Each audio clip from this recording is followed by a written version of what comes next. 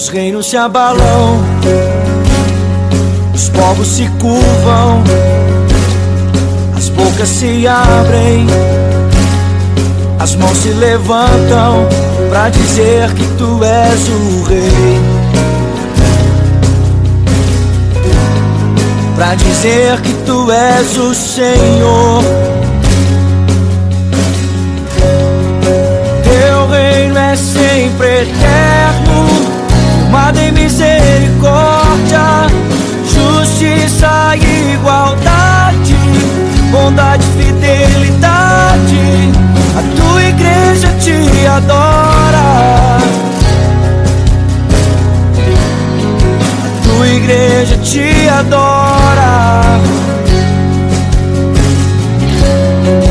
Teu reino é sempre eterno, firmado em misericórdia, justiça e igualdade, bondade e fidelidade. Tua igreja te adora.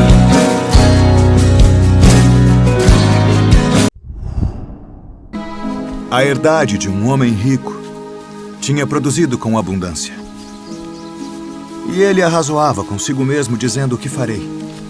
Não tenho onde recolher os meus frutos. E disse: farei isto: derrubarei os meus celeiros e edificarei outros maiores. E ali recolherei todas as minhas novidades e os meus bens. E direi à minha alma: alma, tens em depósito muitos bens para muitos anos. Descansa. Come. Bebe e folga. Mas Deus lhe disse: louco, esta noite te pedirão a tua alma. E o que tens preparado, para quem será? Assim é aquele que para si ajunta tesouros e não é rico para com Deus. Portanto vos digo, não estejais apreensivos pela vossa vida sobre o que comereis, nem pelo corpo sobre o que vestireis. Mais é a vida do que o sustento, e o corpo mais do que as vestes. Considerai os corvos, que nem semeiam, nem cegam, nem têm despensa, nem celeiro, e Deus os alimenta. Quanto mais valeis vós do que as aves?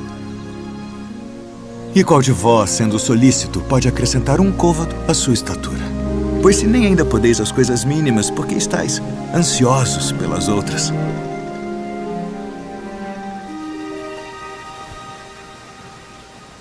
Considerai os lírios, como eles crescem. Não trabalham, nem fiam, e digo-vos que nem ainda Salomão, em toda a sua glória, se vestiu como um deles.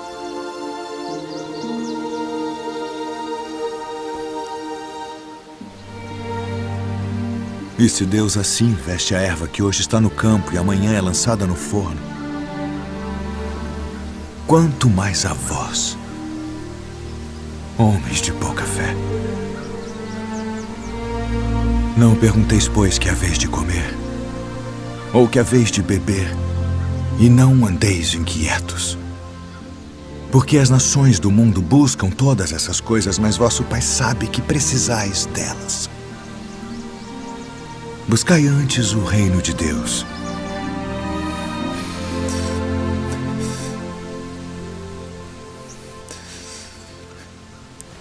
E todas estas coisas vos serão acrescentadas.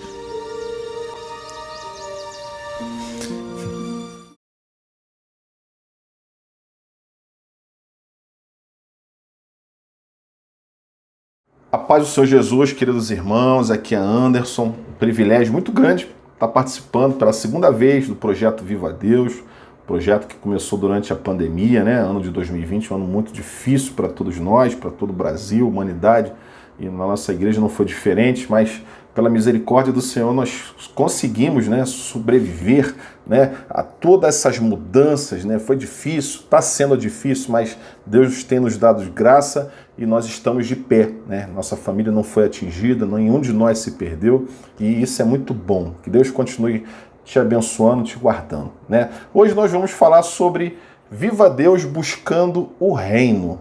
E para isso eu deixei uma passagem, né? Nós vamos falar um pouco sobre uma passagem muito, mas muito conhecida do texto de Mateus, né? Na verdade, Mateus 6,33, quando Jesus, se dirigindo ali para os seus discípulos, né, ele fala assim: buscai primeiro o reino de Deus e a sua justiça, e as demais coisas vos serão acrescentadas. E quando ele estava falando aquilo ali, ele estava falando sobre: vocês estão muito preocupados sobre o que comer, sobre o que vestir, vocês estão parecendo igual os gentios, vocês parecem até que não são meus discípulos, vocês estão muito ansiosos, né? E hoje, se nós formos reportar essas palavras de Jesus, né, para 2021, né, o que nós podemos abordar é o seguinte: é um sentimento muito parecido com os discípulos, ainda ocorre nos dias de hoje, né? As pessoas hoje continuam muito ansiosas, muito preocupadas com as coisas desse mundo, né? Na verdade, as pessoas hoje elas estão numa busca frenética por algo que resolva a vida delas de uma forma rápida. Na verdade, dentro das igrejas, existem muitas pessoas que não estão muito preocupadas com fidelidade, elas estão preocupadas com troca. E Deus hoje está falando assim: não, eu não quero isso, eu quero fidelidade, eu quero alguém que me ame. Troca, barganha, não faz parte do evangelho. E hoje as pessoas elas estão desesperadas, elas querem que Deus resolva o problema delas na hora delas, né? Alguns, se pudessem, estariam pegando Deus pelo pescoço e falando assim: Deus, olha, eu já fiz tudo que o Senhor mandou, tudo que a igreja mandou eu fiz, tudo que o pastor mandou fazer eu fiz, as campanhas, as correntes, e aí, cadê?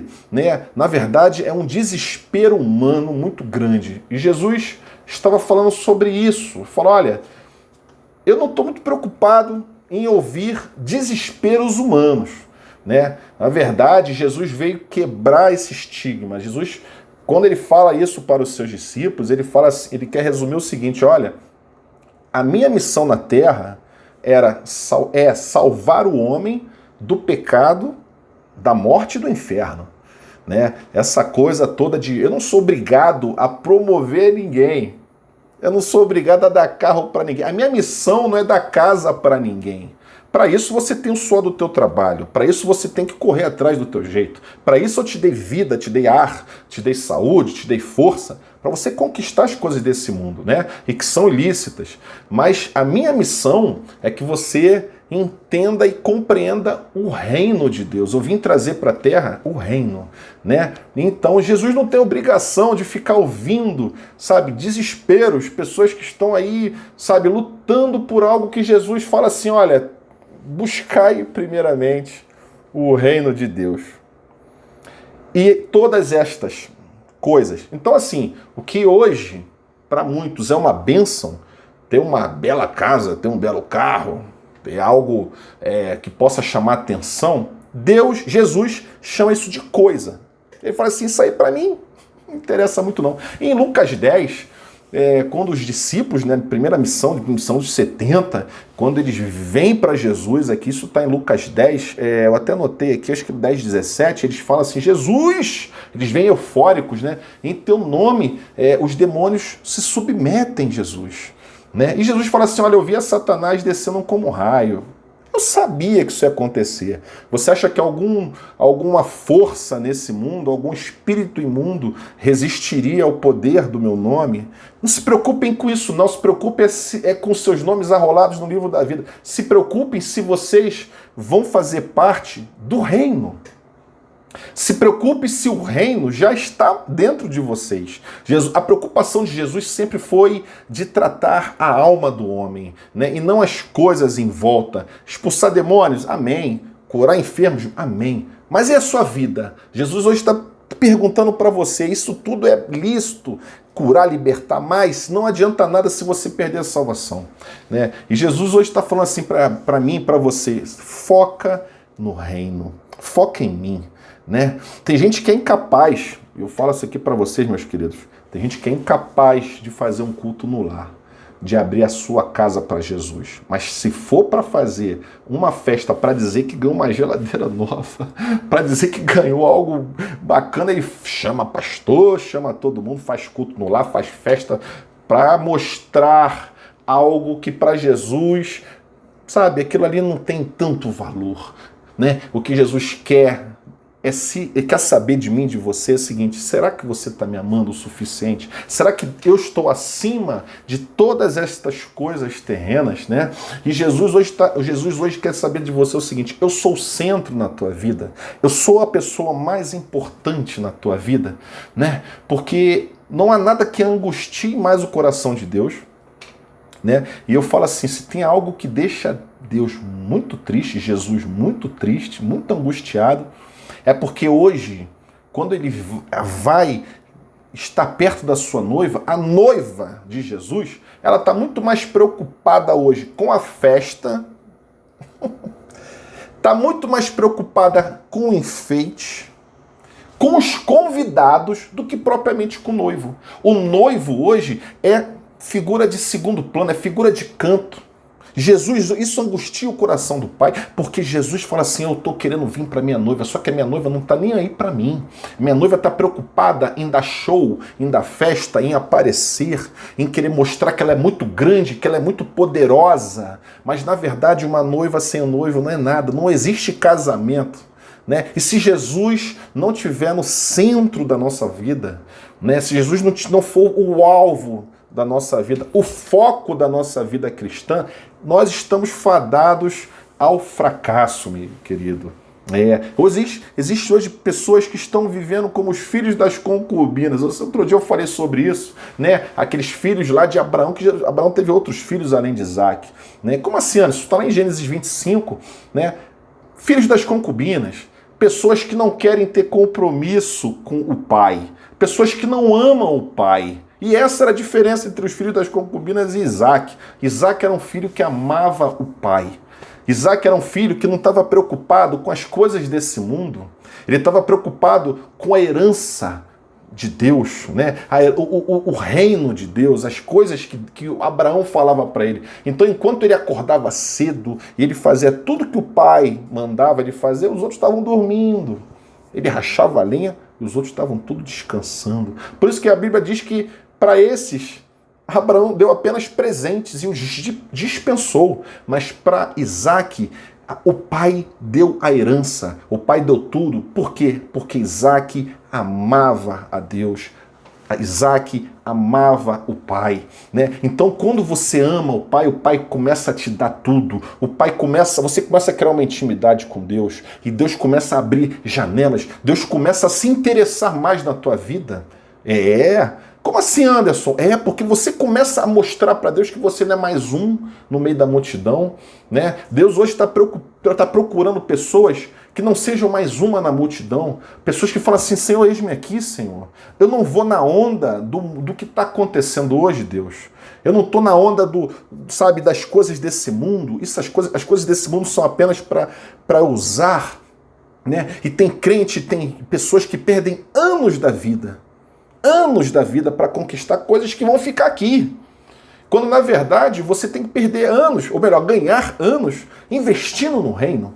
Mas isso hoje está muito complicado. Jesus está falando assim: eu estou procurando adoradores, estou buscando pessoas aí no meio, né, do meu povo, que me amem, que me coloquem, sabe, na frente dos seus projetos, que me coloquem no barco. Porque Pedro só conseguiu pescar quando Jesus entrou no barco. Enquanto Jesus não está no barco, igreja, a pesca não é milagrosa, nada acontece, né? Então, hoje eu falo para você: busque o reino, busque as coisas do alto, né? As coisas de baixo, elas são perigosas, são presentes passageiros que vão ficar, né, nesse mundo. Uma outra coisa que eu falo é sobre as pessoas, crente interesseiro, né? Crente interesseiro não interessa para Deus. Crente interesseiro não vai ter certidão de nascimento assinada pelo Pai. Crente interesseiro para Deus não interessa. Deus coloca para fora. né? Barganha com alto não existe, igreja. Por isso que tem um monte de gente andando em círculo aí, né? Gente que fica num perde-ganha a vida toda. Eu, às vezes, encontro pessoas que você fala assim, ei, meu irmão, tá tudo bem com você? Ele fala, tô numa prova, tô numa luta, que, meu Deus. Aí fala, tudo bem, acontece, né? Às vezes, né, meus queridos, a gente pode estar numa luta mesmo, acontece. Aí beleza, passa um ano, você vai encontrar aquele teu irmão lá na calçada, lá do outro lado da rua, assim, e aí, como é que você tá? Olha, nem fala comigo não, que eu continuo na mesma prova. Meus queridos, passa 2, 3, 4, 5 anos, você vai encontrar aquele irmão, ele continua nos mesmos problemas. E você fala assim, misericórdia, Jesus, como é que passa anos da vida e a vida não anda para frente? Será que Jesus abandonou? Será que Jesus esqueceu daquela pessoa? Não. É porque ela não prioriza o que é para ser priorizado. O reino de Deus. É gente que está brigando com o diabo com as suas ferramentas. É gente que fica num perde-ganha o tempo inteiro. Sabe por quê? Porque não quer saber do reino de Deus. Ele quer saber, né, das coisas desse mundo. Então ele esquece Deus e fala assim, Deus, não preciso de você. E fica lutando e fica brigando e vive na prova. Né? Vai viver na prova o tempo inteiro. Né? Eu falo até que existe uma diferença entre prova e castigo, né? Acho que nesse caso aí até castigo, né? Porque a pessoa que abandona Deus, infelizmente, ela fica à mercê do que acontecer na vida, né?